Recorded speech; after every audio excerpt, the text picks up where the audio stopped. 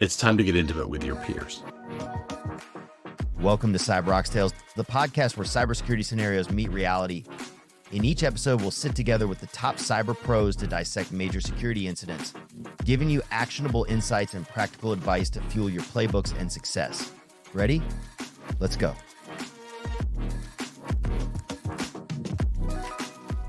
Hi, I'm Nitzan Ziv. I will be your host today at Oxtails. And today we've got with me Sam Carey. So Sam, why don't you tell the audience about yourself? Sure. Thanks for having me, Nathan. It's good to be here. I guess I've been in cybersecurity longer than we've called it that. I've held a number of C-level posts with usually cyber brands. One occasion it was not, but companies like CA, McAfee, RSA, Arbor Networks, Cyber Reason most recently. But today I am a global VP and CISO at Zscaler and a fellow at the National Security Institute. And I love what I do. So first of all, it's awesome to have you here. And today I really want to focus on one specific thing, which is building the relationship with your team and outside of your team. Super important for security, not to be just the bottleneck, not to be the naysayer, to be the enabler of the business, to understand people outside of the technology zone. And you've got a very, very rich, I would say, history. And you got to learn this in a certain way. So why don't you take us back and start? We'll start Back in there. time, man. Michael Yeah. Myers. Yeah. So the rich is positive and like fertilizer, it can smell a bit too, right? So that's also rich. If we go back in time, I remember when security's department was maturing. It came up for the most part through IT, not always, but mostly. And it's morphed. It has changed enormously. But I'd say even now, the biggest problem in cybersecurity is the lack of alignment between information security or cybersecurity and our business counterparts or colleagues. Now, some folks do this very well, but there's always a tendency to pull it apart, that it always drifts away from the business. And there's a number of reasons for this. We're not typically seen as business people first. We're seen as cyber people first. We're seen as techies first, when really we're a business function. We just happen to have cut our teeth in cyber. Now, when I started, cyber was 1.5% of the IT spend, and IT was a much smaller number. Back in those days, by the way, there was an article, I think it was in Forbes, that said, "Is the CIO really a member of the C-suite?" Which is quite surprising, because there's no doubt about it today. Now, the question is the CISO really part of the C-suite? And that question's been in front of us for actually longer than the CIO question was in front of us. I once did a presentation called "How Not to Lose Your Job in 13 Months," because that's how long CISOs lasted. And it's now longer than that, but not much. It's sort of between 22 and maybe 30 months is the average tenure, which is way better, but it's still not where it should be. We have a lot of burnout in this space. And it all boils down to this alignment issue. I think that what we've got to do is train sooner security staff before they reach this lofty position of CISO, assuming that's where they want to go, in business skills. And it's important for us to be inculcated or steep in the business, the core business of the companies that we're in. There's no excuse not to understand. Before we go into that avenue, let's just pull back for a second and let's just talk about cases where you personally did not have the alignment that actually got you to the point that you understand it's not somebody else telling you. I think that's a good advice, but you learned it on yourself. What was the first time that you learned? So when I left RSA, I went to a great company called MicroStrategy. This was my non-cyber move. And I was SVP of engineering and CISO, and I made a couple of mistakes. The first was I was busy trying to prove I was the smartest cyber person in the room. Now that was stupid, because the one thing everybody knew about me was I was the smartest cyber person in the room. There was no doubt. I didn't have to prove anything there.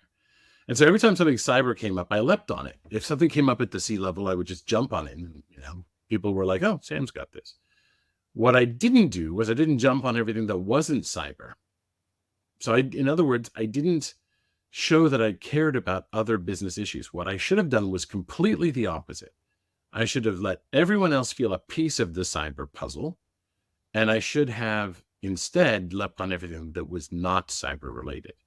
I should have jumped on customer support issues that had nothing to do with cyber. I should have jumped on business issues. At the same time, Arab Spring was going on. I should have cared about our offices, for instance, in the Middle East more. Just as it was beginning, prior to that happening, I didn't pay that much attention to it. And I didn't work on the other elements of trust. Now, all teams, by the way, have an emotional barrier, and senior management teams they're really problem-solving teams. And the barrier for problem-solving teams is trust. If you trust one another, you can solve anything. And that's what leadership teams need. Once you have that trust, you can solve any problem. And until you're trusted, and there's a very specific definition of trust. So in my case, I didn't last very long. Before you move on, what's your definition of trust? So I stole it. There's a book called The Trust Equation. It's actually a proportionality, but it's called The Trust Equation. And it says that there are 4 factors for trust. One is credibility, that you know your job, right? And there I was trying to prove I knew my job. Mm-hmm. That really wasn't in doubt. Reliability, that you will do what you say and say what you do. That's fine, by the way. Those are the 2 factors that everybody blames. You say, oh, I don't like him. I don't trust him because he doesn't know his stuff, or she doesn't do what she says. I can't rely on her. That's almost never the case at that level. People have been around far too long to have those as their root problems, unless they're promoted too fast. Now, the other 2 factors are the important ones. One is intimacy, that you actually like to spend time together. And that's hard in a world where everyone's remote. And the last one is alignment. You want the same outcomes. If you're sitting opposite the table, across the table from someone, and you're like, does this person want the same outcome? Now, when a cyber person walks into the room, everyone goes, here we go. They're going to mention risk. That's all they're going to do. And then they don't care about, let's say you're a CIO. They don't care about tickets, how many there are, how long they're open. They're just going to say, do this or else. It'll be some fine or some customer is screaming at them. Maybe there's a deal we won't get without it, but that'll be it. If instead you turn up and you start talking about things, the 6 things I usually advise people care about, risk is only one of them. But if you turn up and start talking about revenue or cost or customer satisfaction or employee efficiency, people go, who is this person? So that's the 4 factors: credibility, reliability, intimacy, and of course, alignment. So if you share goals and break bread with someone, you're actually doing far more to build trust than almost anything you do. Now, don't screw up. I mean, make sure you know your stuff and make sure, of course, that you are reliable, but those usually aren't the root causes. Okay, so I'm imagining right now you're in a position where you've got boss, you've got peers, and you've got employees. Always 3 kinds of relationships. Yeah, up, Exactly. down, and sideways. Yeah. So how do you manage it? You manage it equally with all 3 of them. You're stressing more on the intimacy with upwards with your peers. How do you build a relationship? I had a fantastic boss early in my career at McAfee, and she was wonderful, by the way. And she told me, and this is a terrible thing to say. She said, you will worry about your boss. That was her. She said, because otherwise you're going to get fired. And she said, you know what? People who work for you will worry about you, or they'll get fired. She was trivializing it, but there are ways to manage people well and poorly, right? Okay, fine.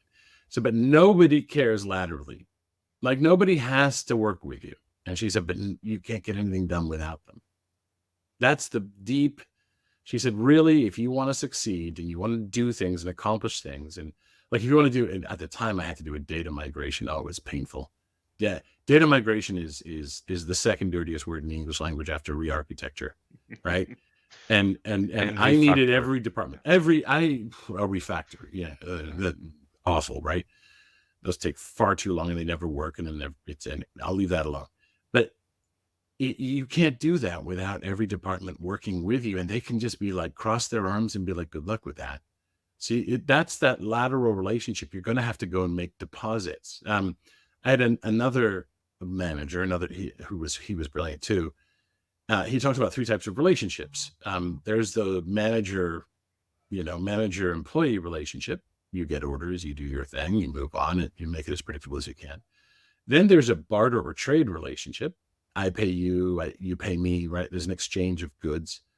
And then there's a community relationship where you don't count. You do things for the other person. You make deposits, if you will. You know you're not going to count and see when it comes back. And as soon as you get into that phase of doing things for other people, they begin to reciprocate like a family would. And that's as true with customers as it is with partners, as it is with the person sitting next to you at your desk. And so if you get into the habit of being someone who's there and never says things like, it's not my job, or sorry, I'm not the person for that. So I developed a motto, and I've used it internally in my company, which is find a way to say yes. And why not now? It sounds counterintuitive because we're always trying to like carve out time for ourselves and put boundaries in place. We're told we have to learn to say no. I'm completely the opposite. And as a result, people want to work with you. And as a result, work becomes more fun. And when you go and ask for help, people are there. And I sometimes say that the best indicator of an executive having that executive quality is the ability to ask for help. But they can't do that if they haven't made those deposits and know that someone's going to be there to help them. And so in a way, now that I'm thinking about it, you must have built the relationships to be able to ask for help and to have that intimacy with people that you're okay asking for help. That trust has to exist before you can do that. And that's why it's so impressive when you're with a senior exec who goes, you know what, I don't know the answer for this, but I know who to ask for help on it. Because usually they're supposed to be unassailable and they try to look perfect and they try to work on the credibility angle and I know everything. But what exec can know everything when they have a big enough team?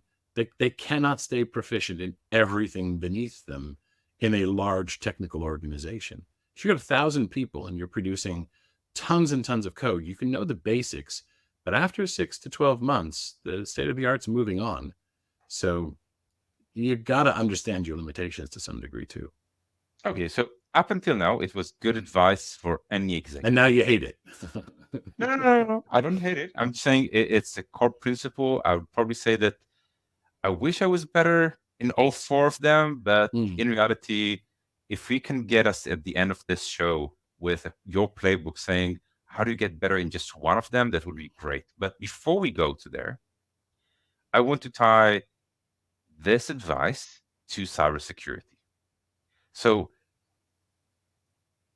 cybersecurity is one of those places where you need to think about the corporate security, the product and AppSec security, the cloud posture, the external posture, third party, and so on. So how do you map building the relationship to your profession, to cyber?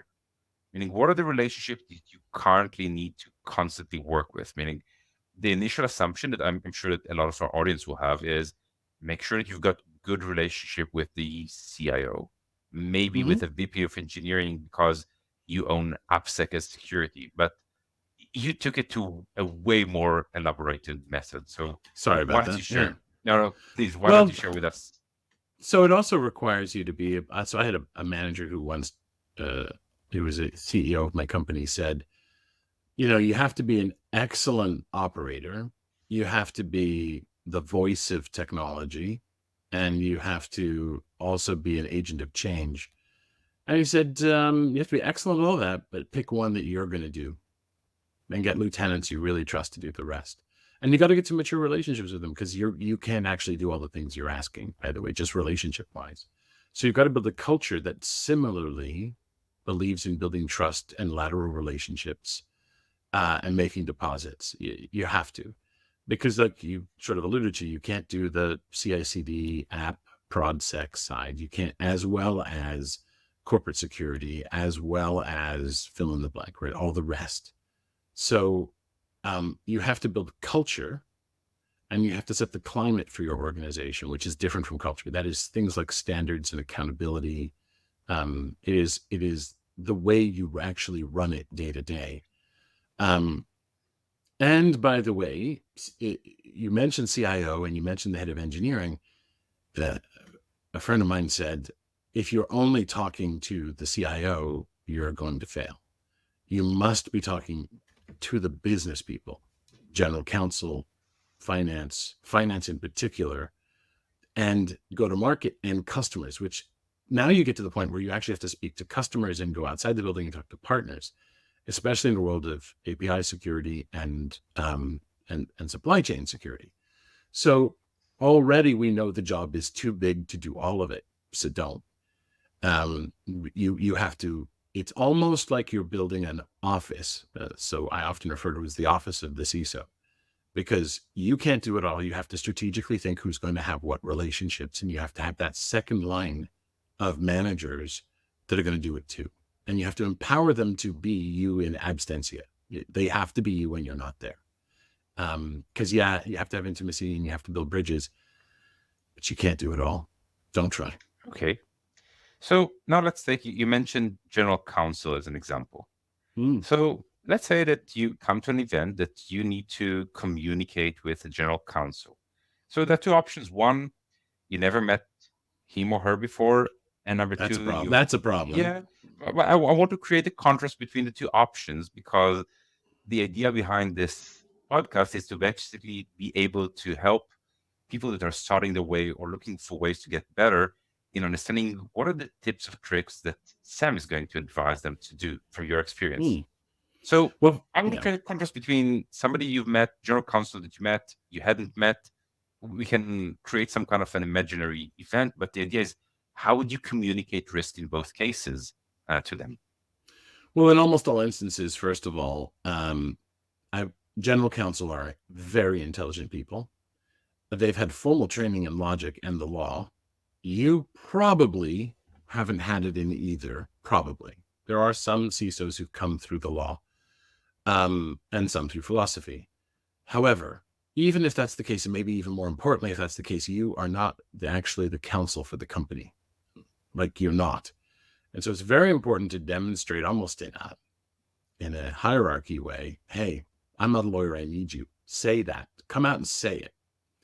Because it establishes, because a lot of people will turn up to the council and they'll be jockeying for positions. Yeah, I kind of know the law too. You don't.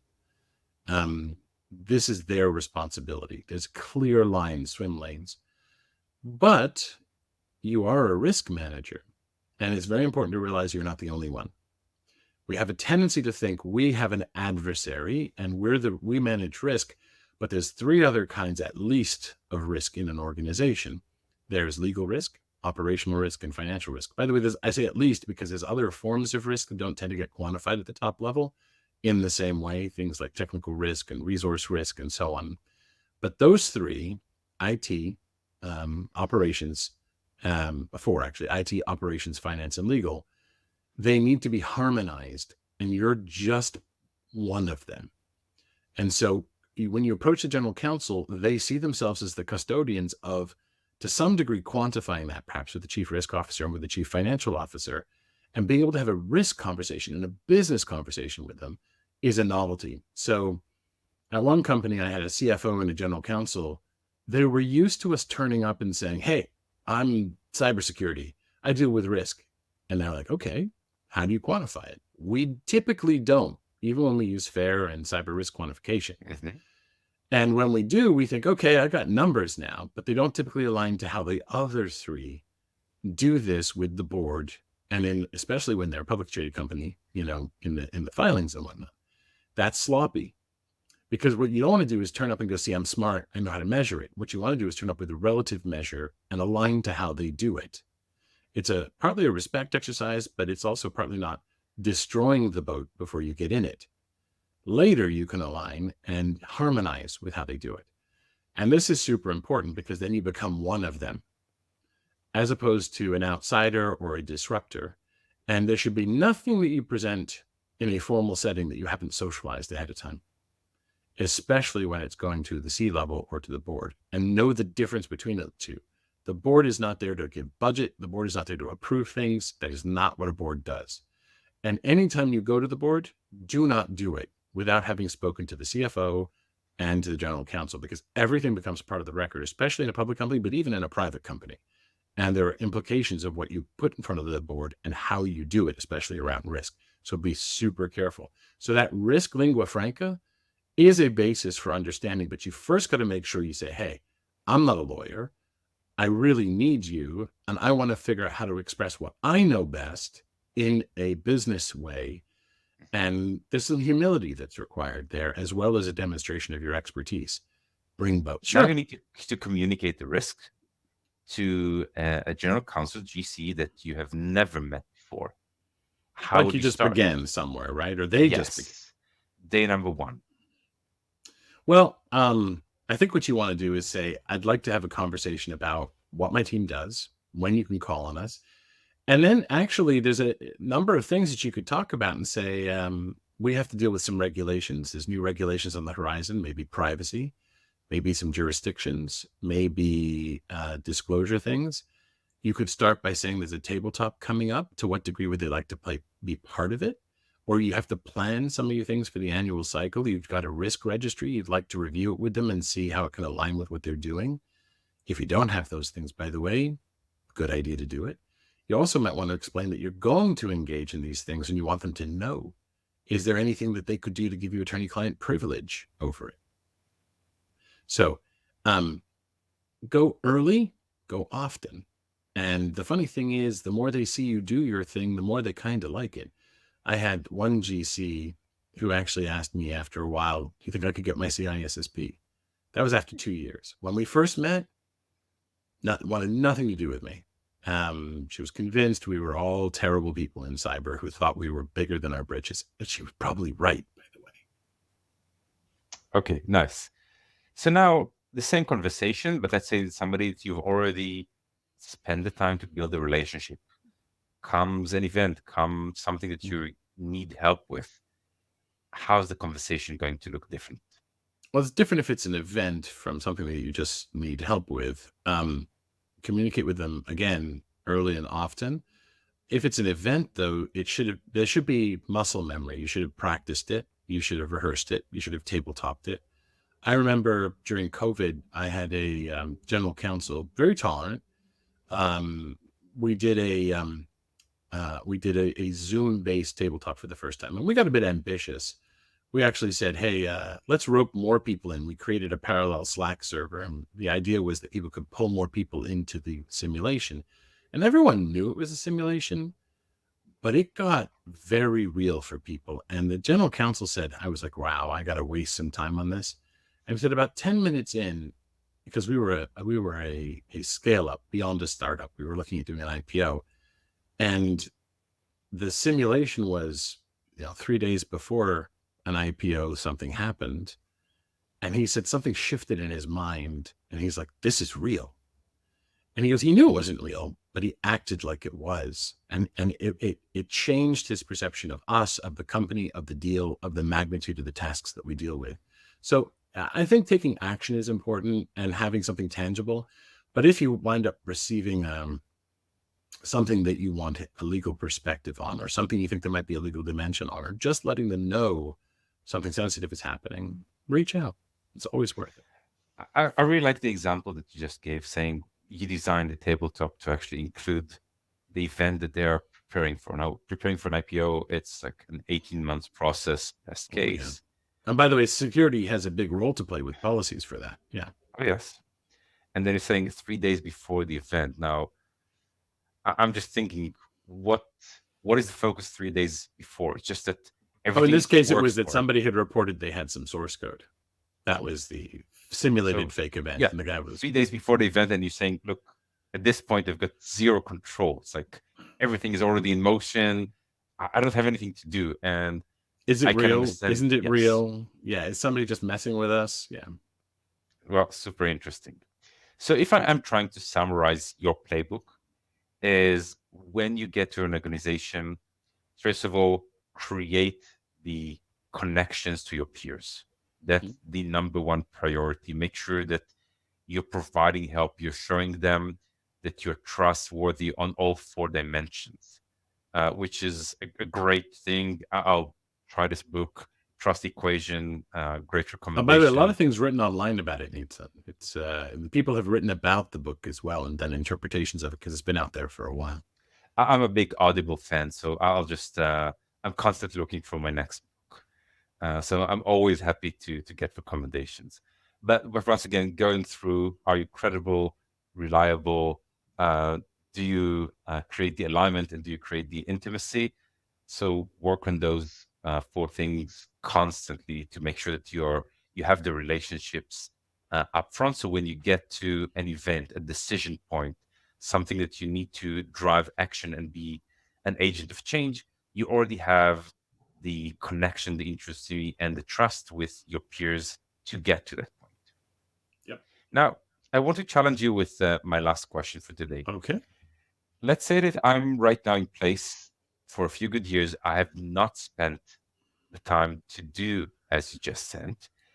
I heard your episode and I've seen the light. How do I change my ways? Uh, the reason this is difficult to answer is because there's probably reasons that you're entrenched. And I think the change is within more than without. You're going to have to figure out why you're comfortable where you are. And change is the hardest thing to do. Is it that you don't like someone, or is it that you like your commute every day? You don't want to not go home at a certain time, but you're going to have to mix it up. And that might take changing your family, having commitment from your family to be able to do that. Your husband or wife might have to be behind you, spending more time at the office, or going into the office, even in an age of Zoom. You're going to have to do something very awkward, right? There's that. We're not necessarily known to be extroverts in this job. It takes a lot to reach out. I've even known people who are neurodiverse and have a lot of difficulty with it. People who have trouble reading people's emotions or understanding people's mental state. But I've never seen anyone who tried to shift and be more social fail, or to at least get benefits from it. And people respect it. Nobody, when you turn up and you genuinely want to get to know someone, even if you're not that good at it, even if it's outside your comfort zone, there are rewards to be had. And even as an introvert, you can do it. You don't have to be the gifted, weaponized extrovert that I've heard it referred to in order to be able to do this. So it takes a lot of self-introspection. Maybe talk to a friend about it who knows the environment, or a mentor. And by the way, you can also talk to someone who's been through the same journey in your peer group. So look around and ask advice from those nearby, those who have the same role in other companies. But if you've been there for a while, you probably are doing fairly well, and you're in your groove, and it's going to take a lot of energy and desire to do something differently. So you're going to have to be motivated. You're going to have self-awareness. You're going to have to really push to break the inertia.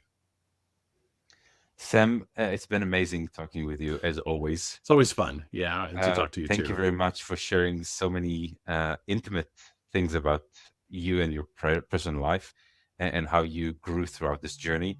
Always fun to do that. I hope I'll see you soon. You will. And the whole point is we should socialize more and be more intimate, so to speak. So I look forward to seeing you next time. Thank you. That's a wrap on another episode of Cyber Ox Tales. If you enjoyed today's episode, don't forget to subscribe, leave a review, and share it with your peers.